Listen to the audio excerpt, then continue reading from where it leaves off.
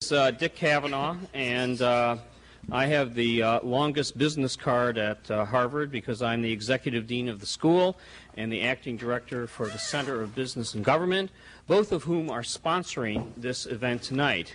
And as you can tell from the material, we have a distinguished panel of 5 world-class experts about a world-class issue, which is the globalization of business in the American community. Sadly, as I note from looking at the biographies, only one of the 5 people holds a degree from Harvard, which you can imagine introducing a world-class panel with only one Harvard degree program is kind of like General Motors looking at the morning sales report each day. My responsibility, other than welcoming you, and I'm delighted that you're all here, is to introduce the moderator of this panel, Sid Topol. Sid Topol, who is immediately to my left and your right, is the former chief executive officer of the Scientific Atlanta Company. Scientific Atlanta was a pioneer in the business of satellite technology and also an enabler for the development of cable television, and was one of those companies that when the economists and financial analysts rated it, was in the top quarter of 1% of all American companies in terms of performance. Sid was also a former chairman of the American Electronics Association, has won more awards in the electronics industry than we have time to list tonight, and recently was appointed, recently meaning a couple of years ago, was appointed a fellow at the Business and Government Center, where for 1 year he led a seminar on globalization here as a fellow. Most importantly, Sid is a graduate of the nation's oldest and most distinguished institution of learning, the Boston Latin School. Before I get on with this, this is the first of 2 events associated with the symposium, the second being a barbaric breakfast at 8 a.m. tomorrow morning, followed by a wonderful forum tomorrow at 8:30. Without further ado, Sid Topol.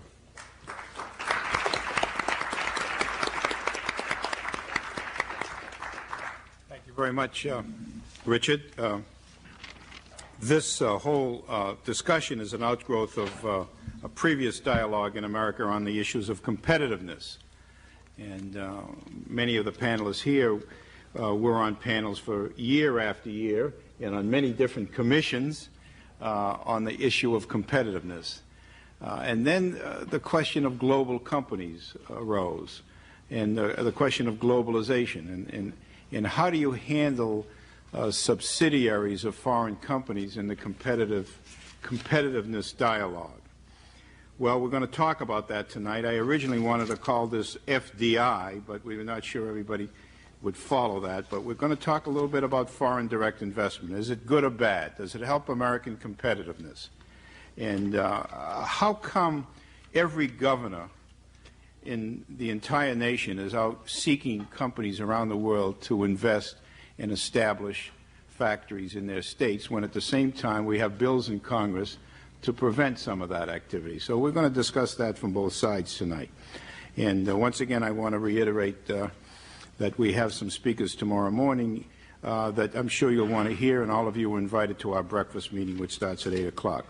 Our first speaker, and if he can really get this projected to really work, it'll be some kind of miracle, but is Dr. Edward Graham, who's a research fellow at the Institute for International Economics in Washington, D.C. He served on the faculties of MIT in North Carolina and has been an international economist in the Treasury in Washington, D.C. He's worked in other universities at North Carolina and Duke, etc. He's written extensively and wrote a very important book with Professor Paul Krugman at MIT called Foreign Direct Investment in the United States, and he's continued to update that. He has published in the Wall Street Journal, the New York Times, the Post, the Economist, Financial Times, and the Far Eastern Economic Review. He's written several books, received several awards. He holds a bachelor's degree in physics from MIT and a master's and doctor's degree from Harvard. He is a native of San Francisco and lives in McLean, Virginia. He is married to Dr. Mary Franson Graham. They have 2 children in elementary school, Ian and Lydia. Dr. Graham.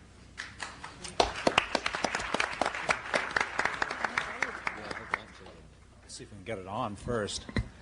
Sid asked me to lead off by presenting some facts and figures about foreign direct investment in the United States, and asked me to keep it to 13 minutes. And I think I have 12 and a half minutes left, so I better get going. First question, can anybody see that? Answer, no. How do you focus the machine? Who was the director of focusing here? Anybody that can reach it, I can probably do that. Is that a little better? Yes, that's good. Okay, That's good. okay, let's hold it right there. Now the next thing we have to do is, in this high technology age, is get it high enough to see. Okay, Good. That's good. perfect. There we go. The first thing to note on foreign direct investment in the United States is, well, first, that it's grown enormously. Look at the total. 1986, $220 billion stock of it in the United States. The end of 1990, $403 billion. So in about 4 years, very close to doubled. Now maybe the second thing to note is that Michael Crichton and Rising Sun notwithstanding, the United Kingdom and not Japan is the leading single investor in the United States on direct investment account, having $108 billion at the end of 1990, Japan 83.5. The European community countries combined totally dominate the direct investment picture. The direct investment in the United States is, by and large, is a European phenomenon and not a Japanese phenomenon. Okay, that's maybe the most important single message that can be brought to bear on foreign direct investment in the United States. Now, direct investment in the United States as it occurred during the 1980s was not an isolated event. The United Nations has done calculations of direct investment worldwide. They've come up with what I'll put on next. This is a little picture that has been in quite a number of publications, but if you haven't seen it, what roughly it is showing by the size of the arrows and supporting numbers is what have been the direct investment flows amongst the triad, the United States, the European community, and Japan. And what you might note in this is that there has been substantial two-way flow of direct investment between the United States and the European community. While direct investment in the United States is primarily a European phenomenon, there has been, during the same time period, an enormous amount of U.S. direct investment in Europe. Japan has played a major role in terms of outward investment, both into the United States and into the European community. Incidentally, if this were to be updated to 1991, the arrow going from Japan to the European community would be significantly bigger than it is.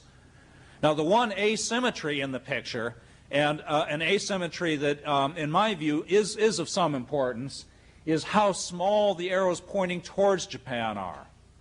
That Japan has been primarily an outward investor, investing in both North America and the European community, whereas the United States and Europe have had roughly a balanced investment between the two. I will leave it to the other panelists to analyze what, if anything, is the significance of this, but the fact of this cannot be denied.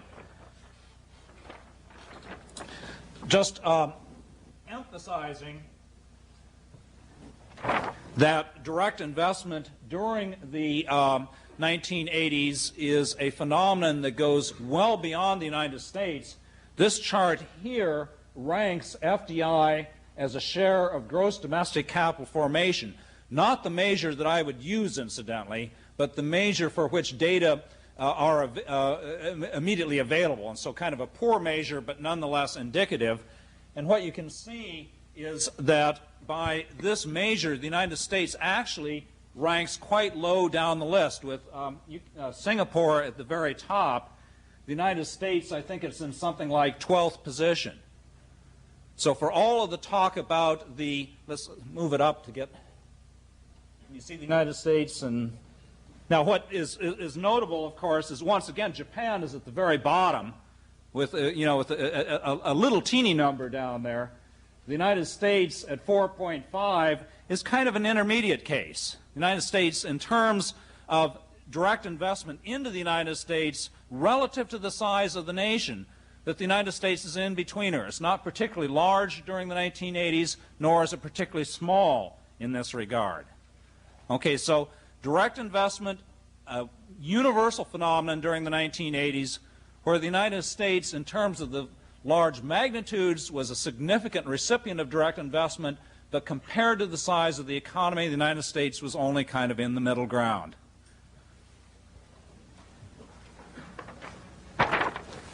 Direct investment as it occurred in the United States was, during the 1980s, overwhelmingly part of the wave of mergers and acquisitions that characterized the entire economy.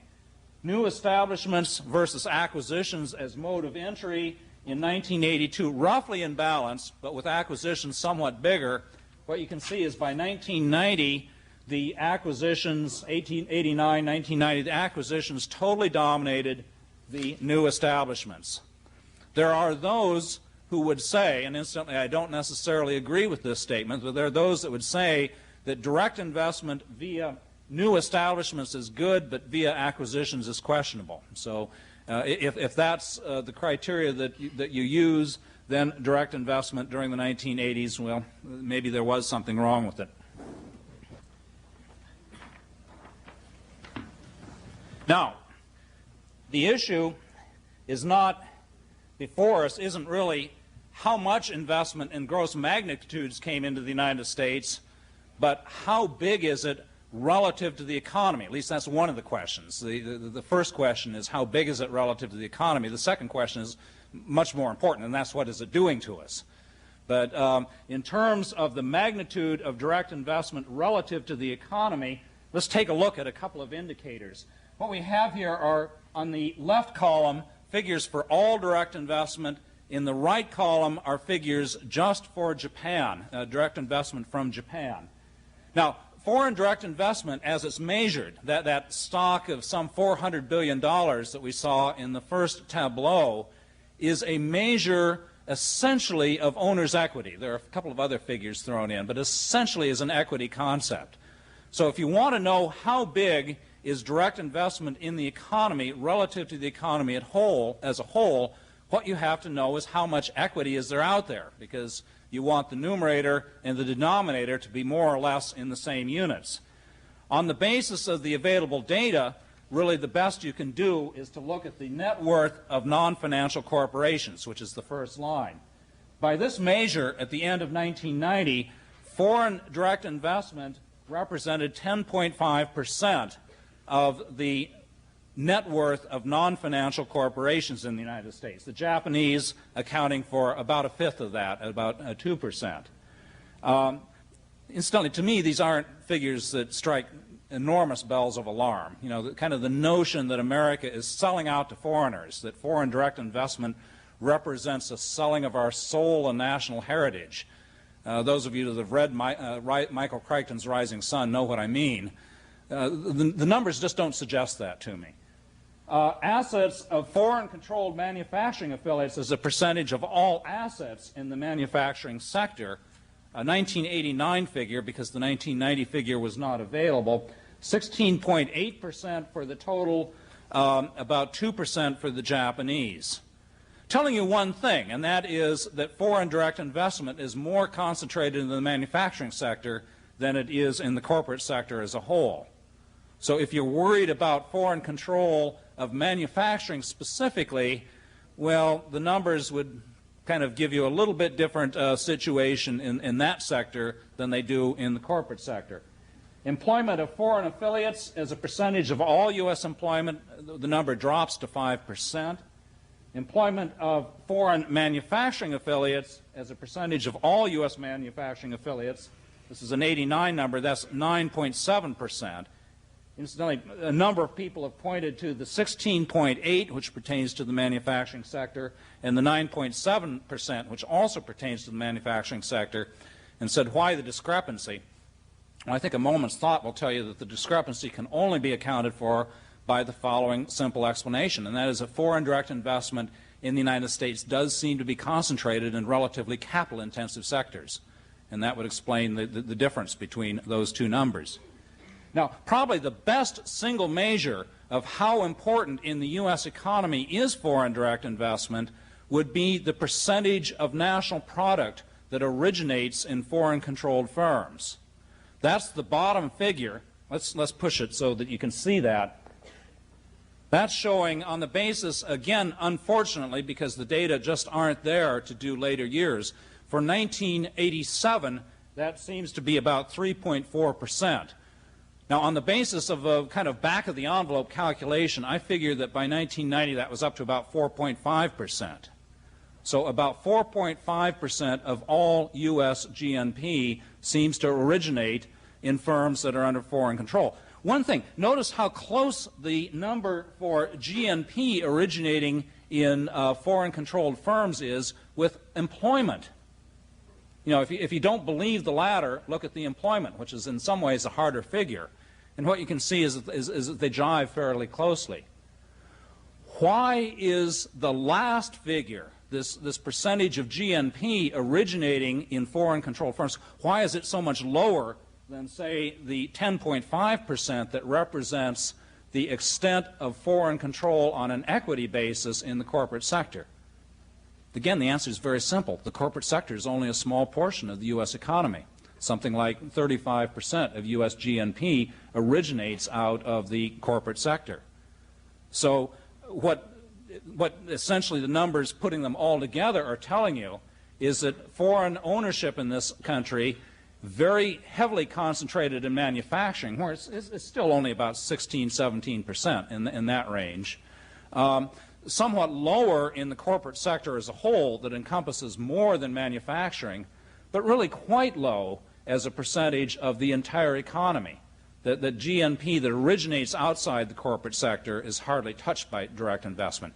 Incidentally, one thing that is not in these numbers but comes as a surprise to many people is if you ask what percentage of U.S. real estate is under foreign control. Now, this has gotten a lot of press. You know, Los Angeles and New York and Washington, D.C. and 20 other cities are supposedly entirely owned by the Japanese. It turns out of U.S. commercial real estate, less than 1% is under foreign control. Total U.S. Real estate, it goes down significantly lower than that. Real estate is not a sector that is particularly affected by foreign direct investment, numerous press stories to the contrary notwithstanding. Now, why all the fuss about Japan? Quick answer is I'm not entirely sure. I made a recent trip to Japan, and I was asked this question over and over and over again. Is this a manifestation of American racism? I don't think so, incidentally. We don't make a big fuss over Korean direct investment in the United States, and there's a fair amount of that. Is it a manifestation? Is it Pearl Harbor all over again? Yeah, maybe in some age sectors. Is it because Japanese corporations are fiercely competitive and beating the pants off of a few U.S. firms that are well publicized? I have a feeling that that's where the answer largely lies. But that notwithstanding, one thing that cannot be denied is that Japanese direct investment in this country has risen very, very quickly and has gone from a very small figure to a reasonably significant figure in quite a short time. Okay, so I'm down to 2 minutes. Let's see if I can do it. If I can. Give us those and we'll do them for you. Otherwise, give them to us and we'll do them for you. Oh, okay. Okay, Laura's going to do the rest. The real issue, and it's the most important issue, is what are the effects of foreign direct investment on the United States? And actually, that's going to be the subject of the remaining 3 panelists, so I can finish in the minute and a half that I have left. Let me just say this, that Paul Krugman and I, in our book, we did a whole series of what were really very bad efforts to determine what are the economic effects. I have not the time to tell you why they're bad, except to summarize it and to say that the data are pretty poor. And the data really don't allow you to get as good a fix as you can. But by these 5 measures, on at least 4 of the 5, the foreigners look pretty good. To paraphrase a presidential candidate, foreign firms in the United States seem to provide good jobs at good wages. And not only that, but they do an awful lot of R&D. If Bob Kuttner is right, and R&D is what is going to drive the economic future of the country, foreign firms cannot be faulted on that ground. Empirically, they more than pull their oar in terms of, if you look at their contribution to total U.S. R&D relative to their total contribution to domestic product, to GNP in the country, that ratio is greater than 1. They do more than their share by that measure. But that's kind of a poor measure, and we'd acknowledge that. Am I out of time? Go ahead, half a minute. Half a minute? Give us What your are you best gonna shot. do? Okay, well, the only thing I'd like to point out, and this has been brought out over and over again, including in Michael Crichton, who cited Pat Choate, who cited us, Japanese firms in particular and foreign firms in general do seem to import a significantly higher percentage of their final sales than do domestically controlled firms, even when controlling by industry. That is the sole measure by which we found foreign firms in some sense wanting. And whether that is really a measure that we'd want to take too seriously, well, I'll leave it to the others. Well, I'm definitely out of time, so, and I have 2 charts to go, but catch those some other time. On the questions. Thank you very much.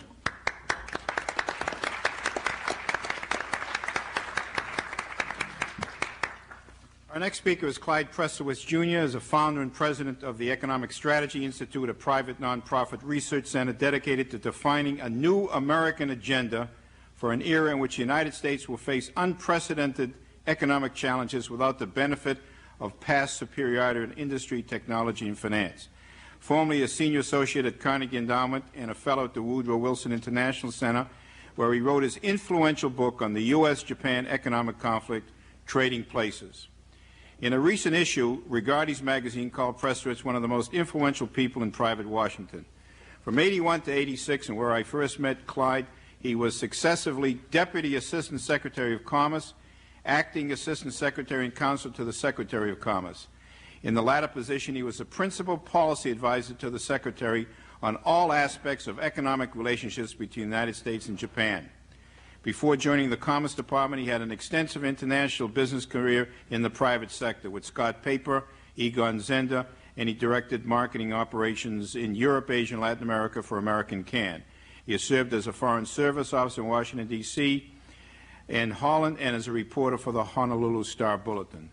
Clyde received a B.A. degree with honors from Swarthmore, an M.A. degree in East-West Policies and Economics from the East-West Center of the University of Hawaii, and an MBA from Wharton. He also studied at Keio University in Tokyo. He is fluent in Japanese, Dutch, German, and French. Clyde Prestowitz.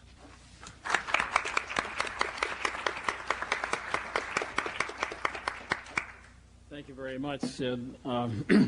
I too brought charts along. However, when I told my secretary to give me my charts, she did. She gave me the paper ones, not the foil. So you're lucky you don't have to look at them. I'll just tell you about them. My response to the question, foreign investment good or bad, is similar to President Harry Truman's comment about economists. You remember he said he wanted a one-handed economist because his economists always said on the one hand and on the other hand. And I think that the evaluation of whether we like foreign investment or don't like foreign investment is one of those questions of what are the circumstances, and some of the circumstances are favorable and positive and to be desired, and some of them maybe not so much. One of the things that is terribly difficult really to get a handle on is, as Ed, I think, showed going through some of his charts, it's very difficult to know really how much foreign investment there is in the United States, how to value it, and when you begin to disaggregate it, and when you begin to look at it in terms of what is the impact of foreign investment in particular industry segments, one, you get a different picture. Two, you find that it's very hard to really resolve and get numbers down to that level. But let me just throw out a couple of numbers at you. If I look at the U.S. content of the sales of foreign companies operating in the U.S., and I also include in that the sales of U.S. multinationals, comparing 1987 and 1977, what you find is that, generally speaking, the domestic content in the U.S. has increased between 87 and 77, but it's not true across the board. For example, the U.S. content of products sold in the U.S. by U.S. multinationals is less in 1987 than it was in 1977. Conversely, the U.S. content of products sold by European multinationals in the U.S. is greater in 87 than it was in 77. The same is true of the Canadians. The Japanese actually have declined substantially. And if I look at the two outliers, the U.S. and Japan, U.S. multinationals have about an 80% U.S. content level in the products they sell in the U.S. compared to about 83% in 1977. And the Japanese, according to these numbers, are at about 50% compared to about 61% in 1977.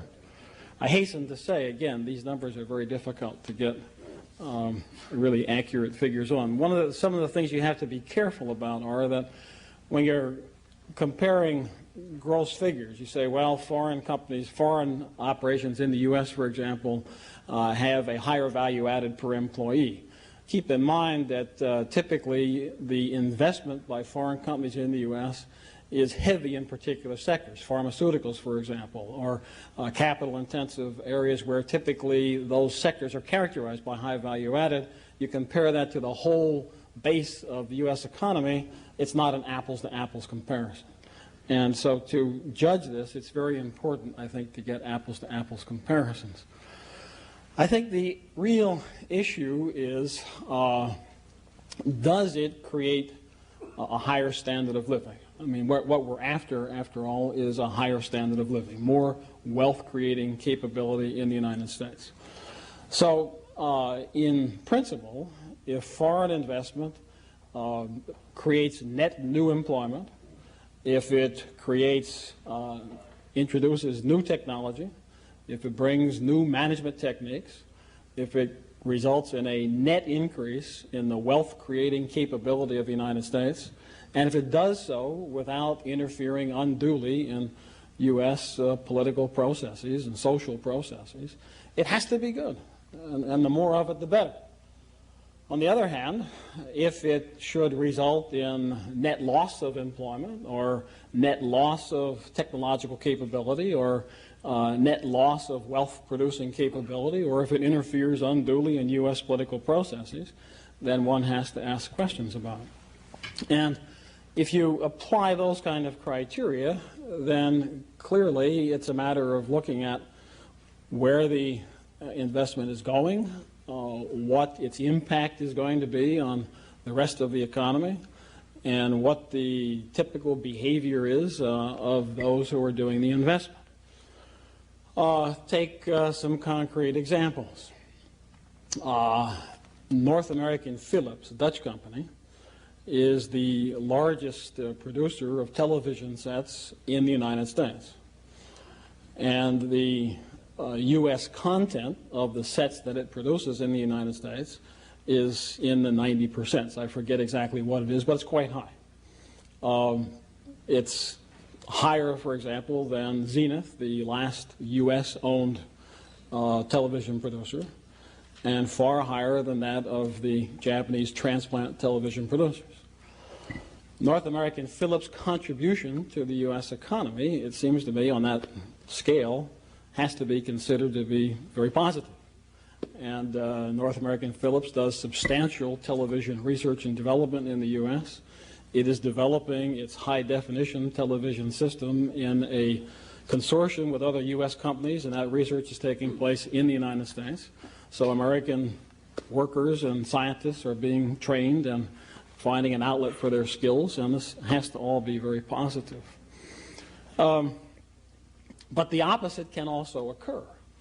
it is also possible for companies to buy their competitors, to shut them down, or to transfer substantial parts of their operations overseas. Thomson, for example, recently bought the television operations of RCA. And I am informed that one of the results of that has been a drawdown in scientific and research personnel doing work in the U.S. in those operations. There are other examples that have been written about largely. Many examples of foreign investment in startup U.S. companies. Typically, the quid pro quo is, $3 or $4 million of new capital, plus a foreign scientist in your labs, and licensing of technology overseas. That kind of foreign investment has and can result in commercialization of technology originally developed often on the basis of U.S. taxpayer funds, commercialization and exploitation of it by foreign companies, typically based on foreign production with very little U.S. value added. To put this in very concrete terms, and I don't mean to, in this case, pick on any particular industry or company or country, but it just happens that I have these figures available to me. We recently, we've been in the process of studying the U.S. auto industry and how to revitalize the U.S. auto industry. And of course, the way the logic of this discussion goes is the following. You say the big three are in big trouble. Well, everybody knows that. And the next question is, well, so what? And you say, well, this is 5% of GNP. It's the largest user of semiconductors, the largest user of steel, textiles, many other industries. Huge impact on the economy. And the response comes back, no, not to worry, because the Japanese transplants are going to do the production. So cars will be produced in the U.S. It simply won't be by the big three, but aside from nostalgic value, so what? As long as the employment and the purchasing power is in the U.S. So we looked at what has been the impact of the Japanese auto transplants in the U.S. So we looked at two things. One was new plant construction. We had, just so happened, we had two plants, one built by a U.S. company, one built by a Japanese company, virtually the same size plant, same investment. And what we found was that the total amount of investment is about $600 million. In the case of the U.S., the big three company, the amount of that $600 million that was spent in the U.S. on tools, equipment, bricks and mortar and so forth was $590 million. Only about $10 million was spent overseas. In the case of the Japanese company, $313 million was spent in Japan, $280 million was spent in the United States. So clearly, in the case of those two plants, one of them generated more jobs and more value added in the U.S. economy than the other one did. We then looked at the question of domestic content, and we looked in this case at two Japanese companies. And what we came up with was very similar numbers, and these numbers have been confirmed recently by some of the audits of the U.S. government. The U.S. parts and material, labor parts and material contained in the typical transplant product is somewhere between 34 and 38%. This compares to about 82% for the big three. So our conclusion from that was that clearly the products of the big three are creating more jobs, paying more taxes, creating more economic impact in the U.S. than the transplants. And then you get into the question of the overall impact of that on the U.S. because, of course, it's been said that foreign investment creates jobs. And let me emphasize that foreign investment can create jobs. Certainly it can. But you remember I said a net increase in employment. One of the answers to the question of why are the governors trying to attract investment while others in Congress are concerned about it is contained in an experience I had recently. A number of governors or congressmen from Kentucky came to visit me. They were about to go to Japan to go on one of these foreign investment solicitation tours for auto parts companies. And they wanted a briefing of what to expect in Japan. So I gave them a briefing. And at the end of it, I said, let me ask you fellows a question. I said, have you ever stopped to consider that for every parts company that you attract to Kentucky, 2 U.S. companies will close in Michigan? And the response was, hey, man, we're not the congressman from Michigan. We've done a rough calculation of what the impact has been to date. And what you find is that transplant production displaces, about half of the transplants displace U.S. production. So if you multiply that all out, you come out with a net loss of 83,000 jobs in the U.S. economy as a result of transplant investment in the auto industry, and a net loss of about $6 billion in U.S. GMP. One last point, Sid tells me my time is up. The question is, why has the issue with Japan gotten so much attention when clearly a lot more of the investment is someplace else? And it goes directly back to the comments that Bob Cutner made earlier tonight. In a world in which it matters what you make, in which there is such a thing as strategic industry position, the ability to invest in a foreign country can be a very strong strategic weapon. The size of the investment relative to the GNP is not necessarily that important. Boeing's total assets are a minuscule fraction of U.S. GNP or U.S. value added or whatever else you want to look at. But the acquisition of Boeing by Airbus or by Mitsubishi would not be an insignificant development for the U.S. economy. The acquisition of Intel by NEC, for example, would not be a small matter for the U.S. economy despite the small fraction of the numbers. The issue with regard to Japan is not the size of Japan's investment in the U.S. It is, as Ed pointed out, the virtual non-existence of foreign investment in Japan.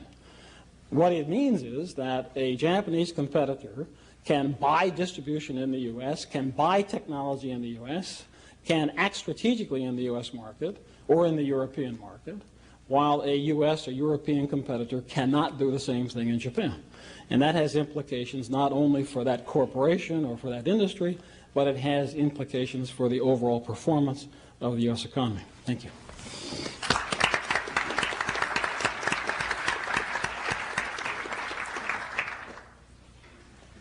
Thank you, Clyde. Our next speaker is Laura Tyson, Professor of Economics and Business Administration and Director of the Institute of International Studies at the University of California at Berkeley. Last year, Laura was the Henry Carroll Thomas Ford Visiting Professor at the Harvard Business School. She received a B.A. summa cum laude from Smith and a Ph.D. in economics from MIT. She is a member, she still is a member of the Cuomo Commission? Well, I don't know what's happened to the Cuomo. Yeah, the Cuomo Commission is going to come out with another report for the next Cuomo candidate. Commission on Trade and Competitiveness, the Advisory Board of the Economic Strategy Institute, the Conference Board Economics Colloquium, the Economic Policy Institute Research Council, the Council on Foreign Relations, and the Subcommittee on a Global Economic Strategy for the U.S. She is a member of the Los Angeles Times Board of Economists. She has written a number of books, I can't read them all, on competitiveness, foreign policy, trade, employment, productivity, managed trade, American trade strategy, with such people as Robert Lawrence, Zeisman, and others at Berkeley. And she's now working on a new book entitled Who's Bashing Whom? Trade Conflict and High Technology Industries. And when will it be out, Laura? End of June. End of June. Don't forget to buy that book. Professor Tyson has also written extensively on the economies of Eastern Europe. Her most recent publication in this area is Powers, Purpose and Collective Choice, Economic Strategy in Socialist States, co-edited with Ellen Comiso. She is currently working on a project on entrepreneurship and privatization in Eastern Europe. Laura Tyson. Thank you.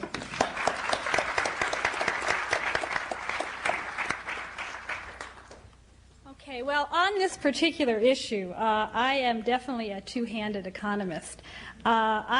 On the issue of foreign direct investment, actually my first work in this area was really with Sid, or motivated by Sid Topol, and it really was looking at the issue of national competitiveness and can foreign companies operating in the United States contribute to American national competitiveness.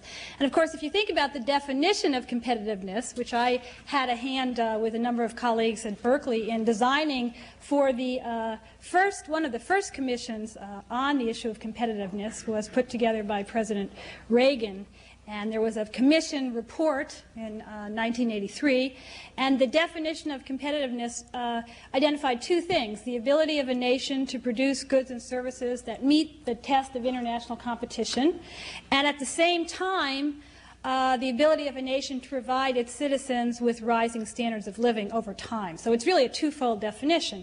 And if you think about that definition, clearly some kinds of foreign investment can make a contribution to national competitiveness. There's nothing that says that Philips cannot produce in the United States goods and services that meet the test of international competition and that also provide high-wage, high-skilled jobs for American workers. And indeed, Philips does do that. And indeed, the television industry is an interesting case in the United States in which one would have to say that foreign-owned firms are the dominant source of national competitiveness in that industry. A similar case, you might argue, in the VCR industry in Europe. In Europe, unlike the United States, there's significant VCR production. More than half of that is foreign-owned. Now, I have to talk tomorrow, so to distinguish tonight's comments from tomorrow's comments, I will say that whether foreign investment turns out to be the good kind, the kind that contributes to national competitiveness, or the kind that Clyde was suggesting might also exist, the kind that knocks out national competitiveness by, say, knocking out an American supplier and replacing that supplier with an assembly operation of a foreign company. Whether it's good or bad is not insensitive to the policy environment. And that's so when I talk about the VCR industry tomorrow, I will argue that the reason foreign-owned firms have contributed to European competitiveness in VCRs is because the Europeans made sure that foreign firms did that. It's no accident that this happened. It was a set of European policies. So one of the things I think we have to ask ourselves in this debate is what could the U.S. do, or what should it be doing to make sure that the kinds of investment we attract to the United States are the kinds of investment we want, and to deter or discourage the kinds of investment which really have this knockout effect, that is, really assembly or screwdriver investment that acts to knock out an American supplier or deter the expansion of an American supplier who would otherwise be a major source of jobs, taxes, sales, community revenues, all the rest for the United States.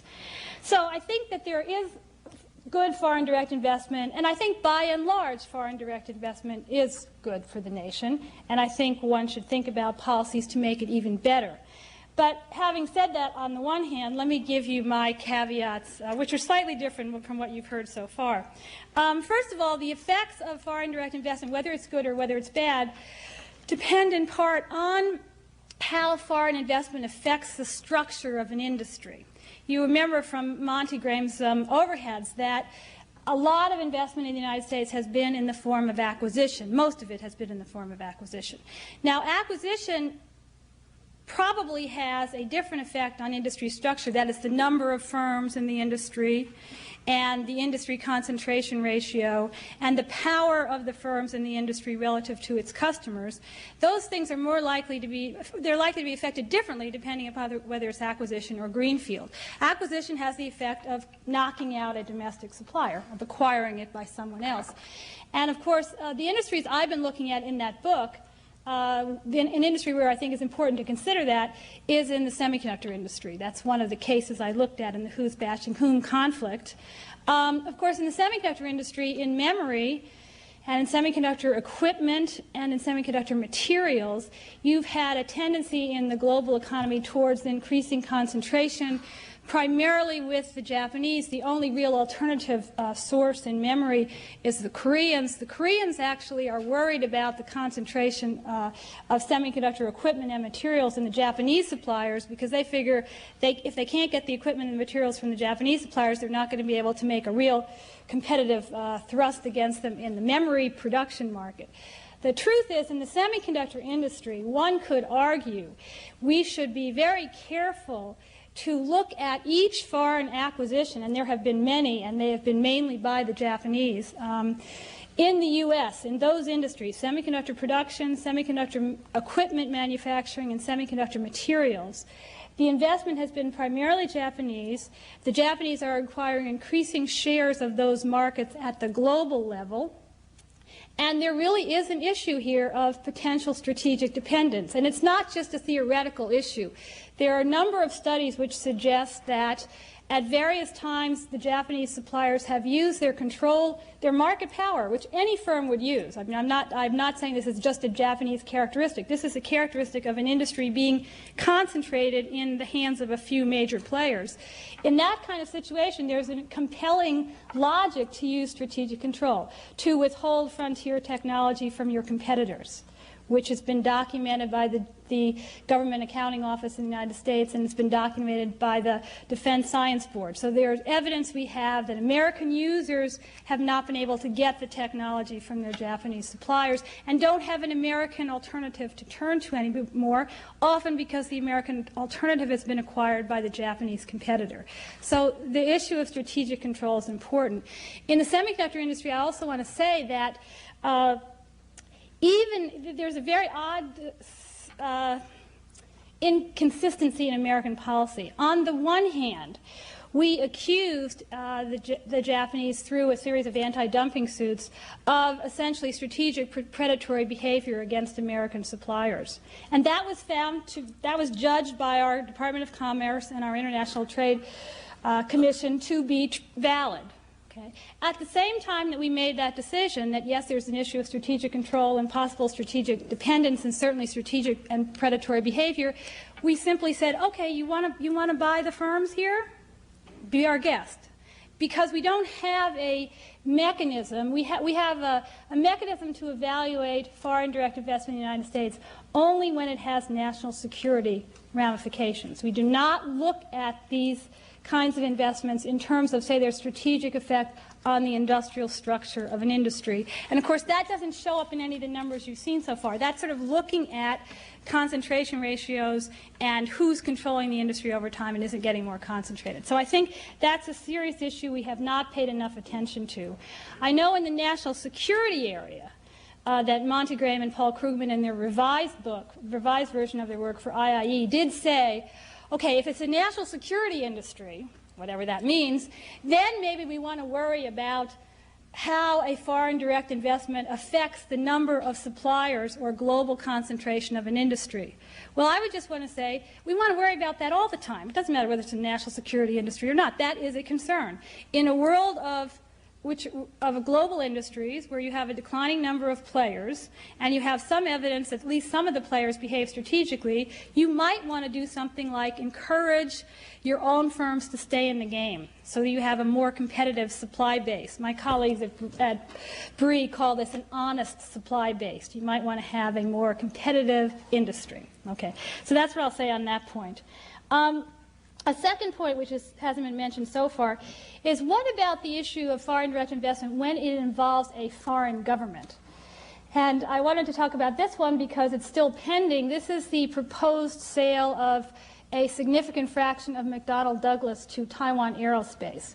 Now, this will be reviewed in the United States because McDonnell Douglas is a military contractor. It's the largest military contractor in the country. It will be reviewed on national security grounds, and my prediction is that it will pass on national security grounds because McDonnell Douglas has said, well, we're not selling the military part of our operations to Taiwan Aerospace. We're only selling the commercial part of our operations to Taiwan Aerospace. So again, if assuming CFIUS, which is the panel that looks at this, is compelled by McDonnell Douglas's argument, which I believe they will be, there will be no other oversight. I mean, if McDonnell Douglas wants to sell to Taiwan Aerospace, despite the fact that Taiwan Aerospace is about a third owned by the Taiwanese government, and according to most estimates, the money that would actually go into this deal would be much more than a third provided by the government.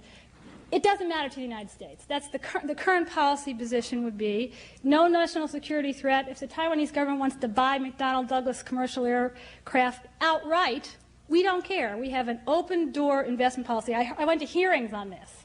And basically the U.S. position was we have an open-door investment policy. We leave the door open to any foreign investor, including apparently any foreign government, who wants to buy a significant national company.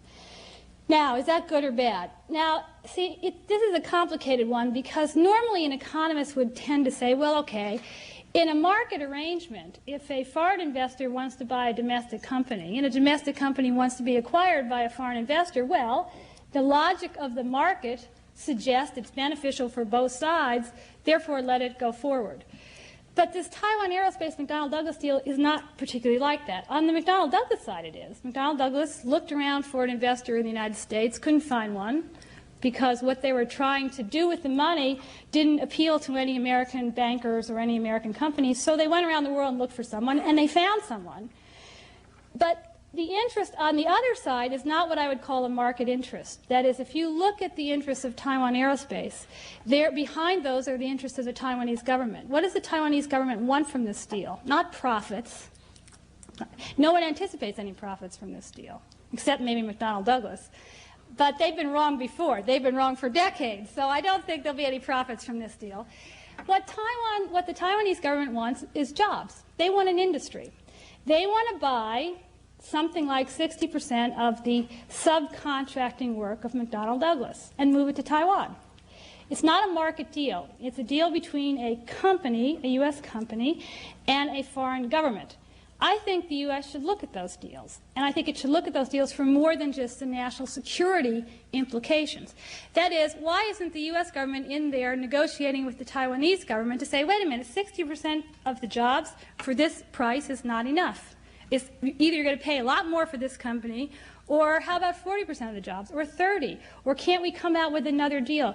The point is that the interests of the U.S. here are a little bit different from the interests of McDonnell Douglas, and they're certainly different from the interests of the Taiwanese government. Incidentally, the issue here is not just jobs also. I mean, it is likely that the Taiwanese government would provide substantial subsidies to McDonnell Douglas. Good for McDonnell Douglas, okay. Is it good for the United States? Well, what about Boeing?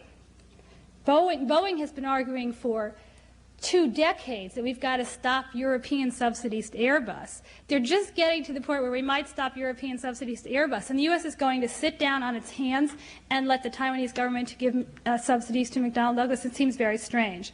So what I want to emphasize by all of this is that our open-door policy sometimes overlooks the fact that these transactions are not always or simply market transactions. It would be one thing if it were a foreign company buying McDonnell Douglas. It's another thing when it is a government-backed, government-financed outfit which has never produced an aircraft in its life. Taiwan Aerospace is a shell operation of investors. That's what it is, behind which stands the Taiwanese government. All right, having said that, let me just let me just conclude in one way, which again is more of a tease for tomorrow's presentation than for tonight's. I think in general, despite my caveats, that most foreign investment is good for the country. But remember, the country wants to attract the best foreign investment it can get. And that means we want to attract foreign investment on the basis of high incomes and how wealthy we are and how strong our technology base is. We don't want to attract foreign direct investment on the basis of being a low-wage country. At least I hope we don't. So good foreign direct investment depends upon the health of the U.S. economy. And that suggests that we shouldn't just say foreign direct investment is a substitute for policies at home. We should have policies at home that make sure that our companies, the home-based companies, which still account for the disproportionate share of the U.S. economy, as all those numbers indicated, if our companies are not strong and they are the dominant base of the U.S. economy, we will not attract good foreign direct investment. We will attract foreign direct investment which will reflect our relative impoverishment. Thank you.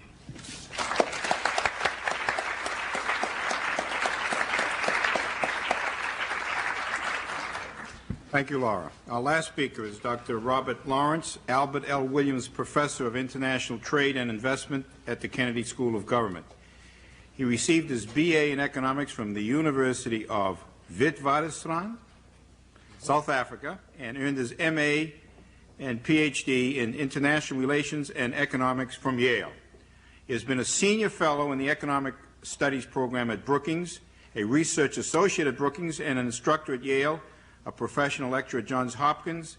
He served as a consultant to the Federal Reserve Bank of New York, the World Bank, OECD, UNCTAD. He is a non-resident senior fellow at the Brookings Institution, a research associate at the National Bureau of Economic Research, and a member of the Advisory Committee of the Institute for International Economics, the Panel on Foreign Trade Statistics of the National Academy of Sciences, and the Committee for Economic Development, and writes a monthly column for the Nikkei Financial Journal.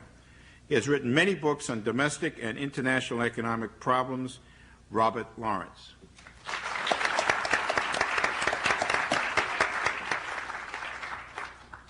Thank you very much. Well, there's an old, well-worn joke in which two women meet after some time, and the first asks the second, "How's your husband?" And the second replies, "Compared to what?" And I think, in thinking about foreign investment, we should also ask that same question, compared to what? Because I think it is very important to think about the counterfactual cases. For instance, we just heard that the evidence suggests that Japanese firms in the United States have a high propensity to import. But the interesting question there is, what would the counterfactual be? Would it be that, in fact, the United States would simply be importing products from Japan instead of having that domestic production? Or would it be, as was presumed earlier, that if the Japanese company wasn't there, the Americans would presumably be buying American-made products or products built by American corporations? So I think it is always very important to keep in mind in evaluating foreign investment, what are our other alternatives? And so if we look at something like the auto industry, what we see there is, in fact, that American consumers, for good or for bad, have decided that, by and large, they prefer to buy Japanese automobiles. And so what we have is a dramatic trend in which the share achieved by the Japanese companies is rising over time. Now, given that scenario, and that's the reality out there, are we better off in terms of the employment and balance of trade consequences of the United States economy if there is production in the U.S. of those cars, or if they are being imported? Or are we better off protecting, raising the price to American consumers of the costs of cars, and diverting their choice to American-owned companies? When we think about policies towards direct foreign investment, therefore, we should really be concentrating on these alternatives, the alternative cases. A second aspect that I felt was particularly noteworthy of our discussion so far is simply this. Look who's talking. After all, this is the United States. The United States is, after all, the source country for, still today, we are the biggest source country of direct foreign investment. American multinationals span the globe. And if, in fact, there are spillovers that don't accrue to those countries out there, but rather accrue to the United States, let's just appreciate the logic of that fact, and then ask ourselves whether it's foreign investment which is a threat to the United States, or, in fact, as I would argue, a benefit both to the United States and to the countries in which the foreign investors have put their investment. Indeed, if you look at the numbers, they're quite astounding. British investment in the United States accounts for 2% of our GDP. American investment in the UK, 6.7%. Holland, Dutch investment in the US, 1.2. US investment in the Netherlands, 8.2. 0.5 versus 11.9 in Canada, 0.3 versus 10.4 in Switzerland.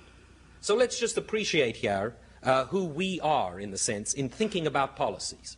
Because whatever the United States does is undoubtedly going to reverberate around the world. And if we're talking about specific policies to constrain the decisions of foreign investors in this country, we should appreciate that pretty soon they're going to be echoed in decisions around the world. Now, of course, the argument will come back. Already, many foreign countries take a far more interventionist approach than the United States. But the fact remains that in terms, as I've indicated, of who's got the hostages, it's still true that the foreigners have far more than we do. A third aspect, I guess, that I'd like to talk a little bit about really comes to the question of policies towards direct foreign investment.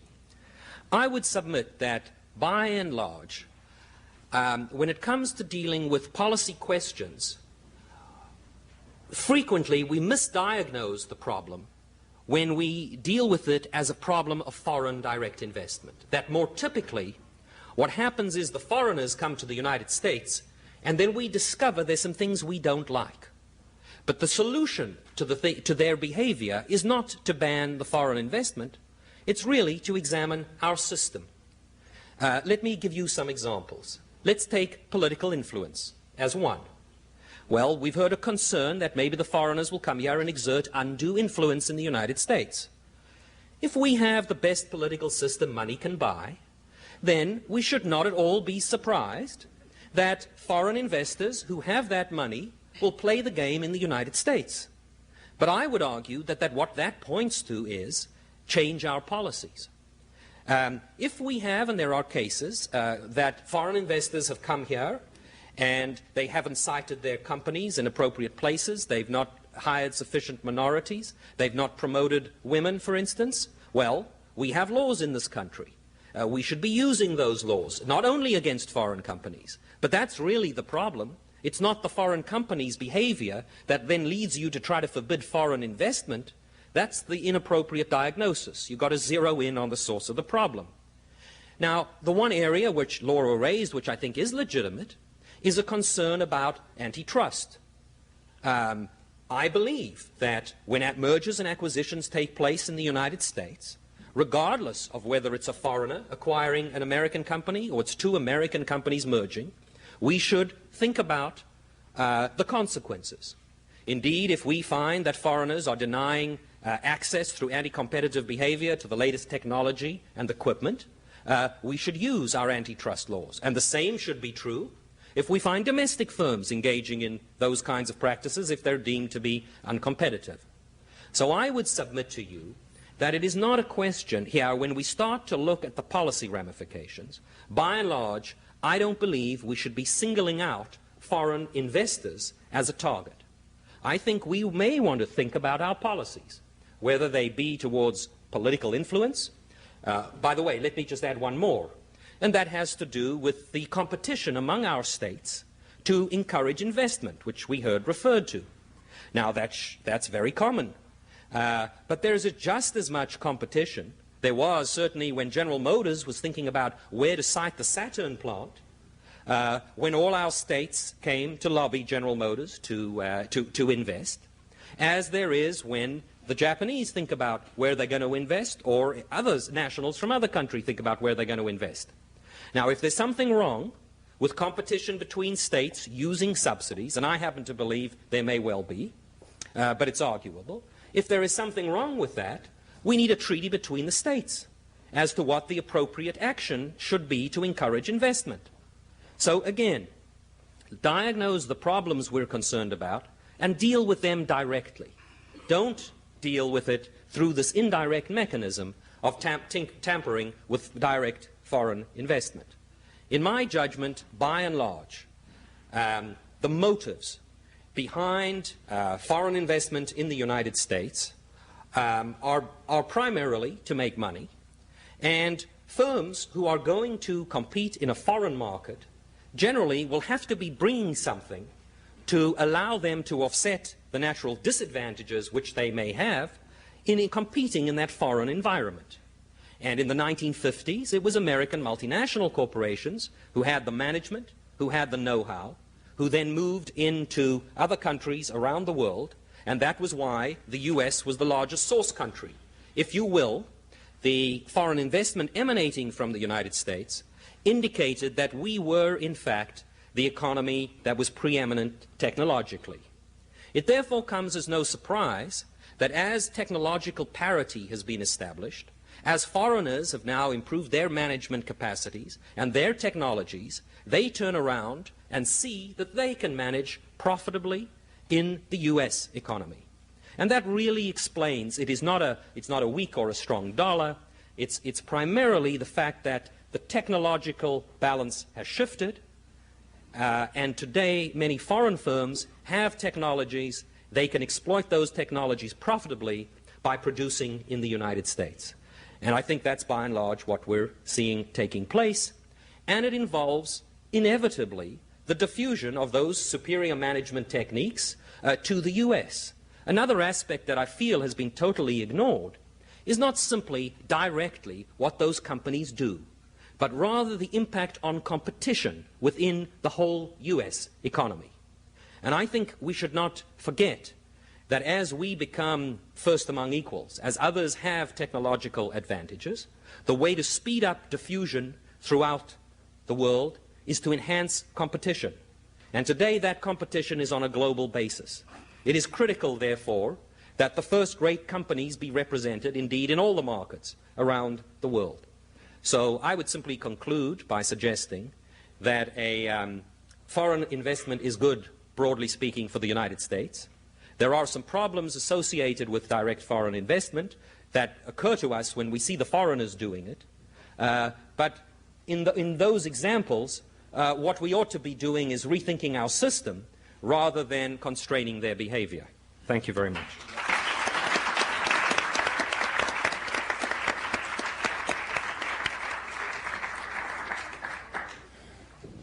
Thank you very much, Bob. I would like to take about 3 or 4 questions from the floor and then go back to the panel because I know that there's going to be some rebuttal here. So who would like to ask the first question? Please identify yourself. Please, would you mind going to the mic? Oh, good. So a question for Mr. Prestowitz. If we were to start with your premise that there is good in foreign direct investment and bad foreign direct investment in this country, which I also tend to agree with, I'm curious how... What a smart guy. What are your policy implications for that, along Laura's comments, in terms of what are you willing to do? What's the cost you're willing to bear in order to keep out the bad foreign direct investment? Well, come back actually to comment I was going to make in response to Bob Lawrence. When Bob says that we ought to, adjust our system, I agree with him. I'm not sure that I see that, adjusting our system means not dealing with the foreign investment. Clearly, we would adjust our system so as to induce the kind of behavior from foreign investors that we want. And so that means a different antitrust approach than we've had towards foreign investment, a different national security approach than we've had towards foreign investment. It doesn't mean barring the foreign investment, but it means creating guidelines that you expect the foreign investors to adhere to. And I think in many respects, simple jawboning. I mean, there is an organization in the U.S. government called the Committee on Foreign Investment in the U.S., which has the ability to establish guidelines and to screen foreign investment. Bob mentioned the U.S. investment overseas. I lived most of my career overseas in Europe, Latin America, and Asia. I was one of the American investors in those countries. And I don't know of a country that I dealt with that didn't have either explicit or informal guidelines that effectively required an American investor to transfer technology and to do a substantial amount of value added in that country. The Europeans, I went through these numbers on U.S. content of Japanese transplants. If you look at the same numbers of Japanese transplants in Europe, they're much higher. And it's very simple why they're much higher, because the European governments bargained with the Japanese companies over the terms of their investment in Europe and over the kinds of suppliers they're going to use. One of the big issues in the U.S. auto industry has been the fact that even when there is a U.S. supplier to a Japanese transplant assembly plant in the U.S., typically it's a sub of a Japanese company. In Europe, that's much, much lower ratio of that because the Europeans have applied to the Japanese the same rules they applied to us. I mean, when I was working in Scott Paper Company putting paper plants in Europe, it was very clear that we had to kind of adhere to those customs. And I just would, want the U.S. to take more of a look at creating some kind of criteria. The U.S., what kind of cost am I prepared to pay? I don't think that there has to be any cost. I think it can all be pure benefit. I do believe in general that foreign investment is a good thing. I spent most of my career investing overseas, so I think it's a good thing. And I think what really is at issue here for the United States is a question of displacement investment. When the foreign investment, let's say, shores up a company in trouble in the U.S., it may actually revitalize a company and thereby maintain employment or create greater value add. Terrific. If it adds to, if you're in a growing market and the new plant comes in and it adds more capacity to supply that market, terrific. But what we're suffering from is investment which is kind of a one-for-one displacement. You get a foreign plant and you know it's going to close down an existing U.S. plant. And it's not clear that there's any benefit from that, net. And so what I would really like to do is a kind of a cost-benefit analysis in establishing guidelines that we would apply to foreign investors. Monty, would you like to make a comment on that question? Yeah, thanks, Sid. I guess that I have a little bit of difficulty understanding quite where Clyde is coming from on this, because if I were to reduce his statement to what I would consider kind of least terms, it seems to be something on the order that if the Japanese auto transplants displace 2 U.S. jobs for every job they create, then we would far rather have a second-class auto industry preserving that employment than a competitive auto industry that employed fewer people. And I would suggest that that is the road to economic ruin, that is Ludditism. That is, I can't think of the terms, that's the opposite of what Bob Kuttner is talking about when he says get employment into the high value added, get your growth rate up. That is a slow growth stagnation formula if there ever was one. I agree with that, by the way, but that's not what I suggested. We have another question here. Would you come to the microphone, please? And would you identify yourself, please? Sure. My name is Jim Geisman. I have a business development consultancy and had the pleasure of seeing Clyde at an AEA presentation and sitting next to Laura on our way to California on one of her many trips between the coasts. I guess, one of the things, as a humble businessman who just earns a living, I heard, Professor Lawrence talk a lot about we, and I also hear about how we need to deal with FDI as really a part of a much larger problem, and we ought to fix the problem. And I guess I'd be curious about what are the mechanisms for actually fixing the problem. It seems to me that the political process in this country is not geared around developing any incentives for industries to improve, while giving them a certain amount of protection. And in general, not reaching a consensus about anything except the desire to get reelected. And I'm just really curious about how do we bring about these changes, because while I think I understand how to characterize the problem, I don't think I understand how to fix it. Laura and Bob, would you want to take that question? Oh dear. Well, I'm going to be totally honest here. I just finished a book which sort of makes the case for an activist trade and industrial policy for the United States, and my own sense is I couldn't have finished it at a worse time, because to finish it in an election year, when you see the level of debate and you see people leaving office and you see the issues about and you see the issues that are being used in the debate versus the real issues, it's really not causes me great consternation in terms of getting from here to there. So I'm afraid that I don't have a simple answer. One of the things that, I think you were at the dinner, one of the things that was discussed at the dinner by Bob Kuttner, and I think this is true, and maybe this is the first good sign, is that a lot of the debate among academics and advisors to politicians, that a lot of the debate has actually converged somewhat on the notion that, yes, goodness, the U.S. does have a competitiveness problem. For example, in 1983, when the Reagan Commission report finally came out, the economy was recovering from a recession. The report was tabled. Nothing was done because it was just a short-term political ploy anyway. And I think now, and when that report came out, a lot of serious academic and policy advisors didn't believe it, thought it was all just an overblown statement about U.S. ills that really didn't reflect reality. I think by now there's been a convergence, and a lot of people who didn't believe that in the early 1980s are now very concerned. And maybe you have to get this sort of growing sense of concern to be great enough that you can finally move the political forces. But the political forces will be the last to move.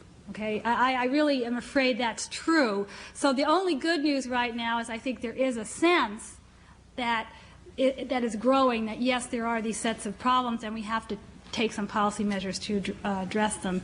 And maybe the next election will do that, or we will begin to see those discussed more seriously. Bob? Well, I certainly agree with Laura that we're not having a serious discussion about these problems for good reason. I think the lesson that Ronald Reagan has taught American politicians, with the possible exception of Paul Tsongas, who's a noteworthy dropout from the race as a result of not having learned that lesson, is that by and large the political discourse doesn't encourage a serious treatment of many of these problems.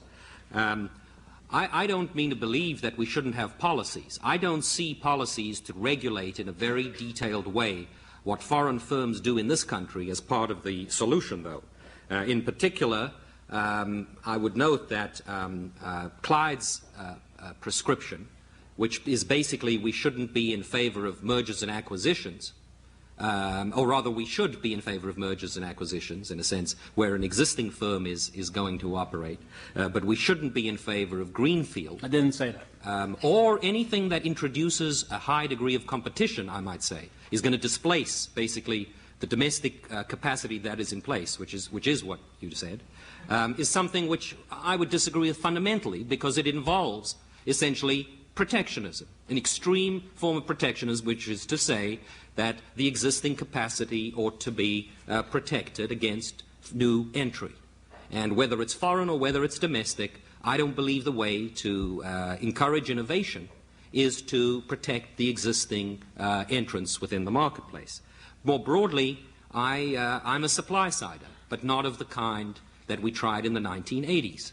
I think it's all about education, it's about infrastructure, it's about technology.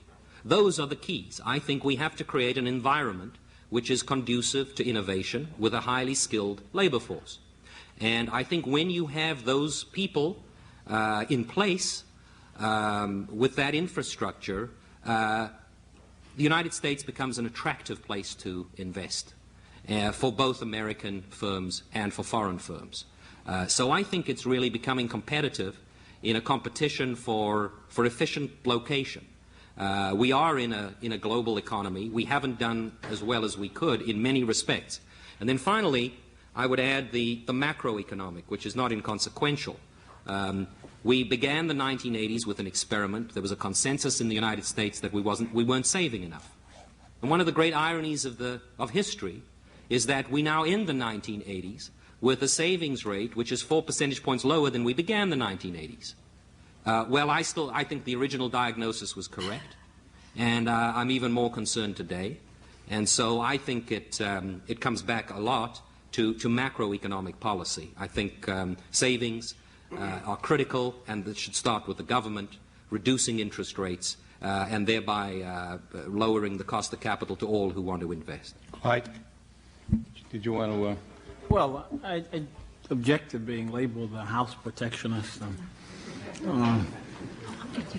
So, let me try again, I guess, response to both Ed and Bob. I don't want to keep old clunked-out plants going. My whole thrust is to try to make the U.S. more competitive. What I'm concerned about is situations in which foreign investment in plants which are not necessarily any more efficient than U.S. plants nevertheless results in closing the U.S. plant. The top 10 plants in terms of auto assembly plants in the U.S. in terms of productivity, number of cars per worker per hour, 8 of them are Ford. But Ford is not opening new operations in the U.S. Ford is closing operations in the U.S., despite the fact that it is more efficient than, for example, Mitsubishi, which is opening operations in the U.S. U.S. auto parts companies have been analyzed by a number of independent analysts as being, on the whole, more productive and more efficient than Japanese auto parts companies. But what seems to happen is that in order to sell into a Japanese operation, you've got to have a joint venture. Your own numbers, Ed, show that there is a huge propensity for Japanese investment in the U.S. to import. Work that I know you're aware of by Kreinen, looking at the procurement patterns of Japanese multinationals in Australia, shows that typically they don't put the stuff out on bid. Typically it's directed to related companies with whom they've had a long-term business relationship. Now, let me say, I'm not criticizing Japan. This is not a knock on Japan. Obviously, the way the Japanese do business is very effective. But that's not to say that, given that we're dealing with a situation in which the practices of doing business differ from those in the U.S., that we have to be ashamed of responding to those differences in such a way as to promote U.S. interests. And, again, to cite my own experience, we put paper plants and can plants all over the world. Most of the investment that my companies put into other countries did not result in closing down foreign plants. We were investing in expanding markets. We were investing in new technologies. We added, and we were compelled to do so by the governments that we were dealing with. IBM Japan, very successful in Japan. Virtually all of its value added is in Japan. One of Japan's biggest exporters is IBM Japan. Not an accident. Japanese policy directed and induced IBM to create that kind of an activity. I think it was smart of the Japanese to do it. I wish we'd do more of it. Thank you. I want to remind everybody that tomorrow morning this discussion will continue under the title of Multinational Firms, Global Citizens or National Champions. Everybody here is invited for a free breakfast tomorrow. If you can get up and be there at 8 o'clock on the 5th floor at Taubman. And here, in addition to 2 members of this panel, Professor Hugh and Robert Reich of the Kennedy School. I'm going to take one last question. Laura, you can make your statement during this question. And then I see people starting to glaze over just a bit, and I think that we ought to break after this question and this answer. Greg Sheldon from the Massachusetts Center for Technology Growth. I wonder if you would all comment quickly on Another professor from across the river's theories on local rivalry and attracting in companies to build on top of clusters of strength within local economies. That's Michael Porter's recent pitch, and wondering what your theory is, what your thinking is on that. Is it a good idea? Monty, take 1 minute each on Michael Porter. Probably take less than 1 minute. I completely agree that it's a good idea. The one thing that I think has kind of emerged as a commonality in the panel, though, is that the place where foreign direct investment can be definitely bad is where the foreign investor engages in predatory behavior of some sort. And the real issue, and I'll just underscore this, the real issue is, do we deal with predatory behavior through such means as U.S. antitrust laws and other non-discriminatory policies and devices, or is this predation, has it reached the level on the part of foreign investors where we need a special regime that is discriminating towards the foreign investors, that targets the foreign investors for the action? I think that it's quite clear where I come down, that isn't needed. But I think that there's probably common agreement amongst this panel that say that the policy of the Reagan administration, which at times seemed to be that there was no merger that they didn't love, was, in retrospect, was highly flawed. And indeed, there's some, even within the Republican administration, there are some policy changes that are undergoing right now. I'm sorry, that's not a direct answer to the question. Michael Porter. Well, I think the point Mike makes about linkages and clusters kind of reinforces the point. That is, you want those linkages and clusters, and you get concerned about actions that may break them. Laura? I mean, I guess I would agree, too. I think in the Porter, if you're talking about the big volume, I haven't seen anything since then, but there may be something I've missed. I think the big volume, in some way, really says outward foreign direct investment is great, and it reflects the strength of a national economy. And inward foreign investment, which is what we're talking about, can actually be detrimental because it knocks out. He's very, that book is a very big book. And actually, interestingly enough, some Canadian scholars have actually gone through it and picked out a number of places where it precisely says foreign direct investment, inward foreign direct investment can be bad for national competitiveness. And so I don't think it is very clear on the issue of outward foreign direct investment.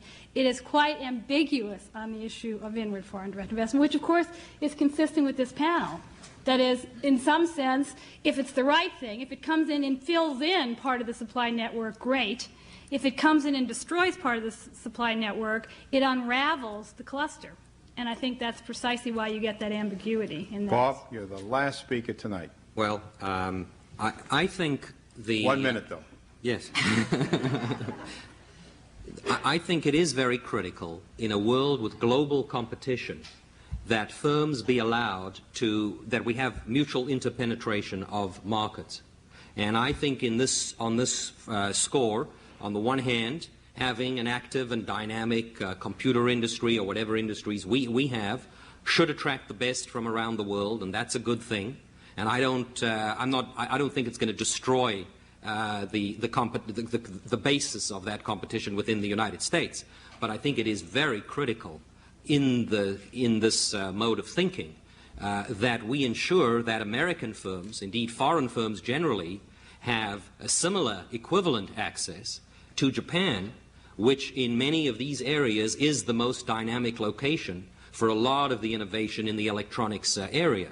So I do think that reciprocal access is critical, and that if we're looking at outward foreign direct investment in particular, we should be focusing on those numbers that Monty gave us and thinking about what kind of reciprocal benefits does the United States have to enjoy or not to enjoy in investing in the innovative parts of the Japanese system, because it's very critical for the competitiveness of our firms. Thank you. Sid, I got to just respond to that if I can for a minute, because what Bob said is really important. He's right in the sense that the inability to have equal access to Japanese investment, in my view, is a major competitive disadvantage. The problem is that the solution is not a realistic one. Believe me, it is not on. We are not going to make big acquisitions of Japanese companies. It's not going to be possible for a whole slew of cultural and economic structure reasons to, only with the greatest exertion of political pressure and creation of antagonism and tension and friction between the two countries. We're not going to be able to make Japan like us. And our task, therefore, is to stop trying to make the Japanese like us, and, as Bob says, to readdress our own system, and to figure out how we can construct and configure our system, and if that means shoving overboard some of our old encrusted ideology, let's shove it overboard. And let's deal with the thing on a pragmatic basis so that we avoid the friction that is inevitably souring relations between these two great countries. Tomorrow morning, Laura. Tomorrow morning. Really? You're gonna, okay. Tomorrow morning. Thank the panel very much. Thank you.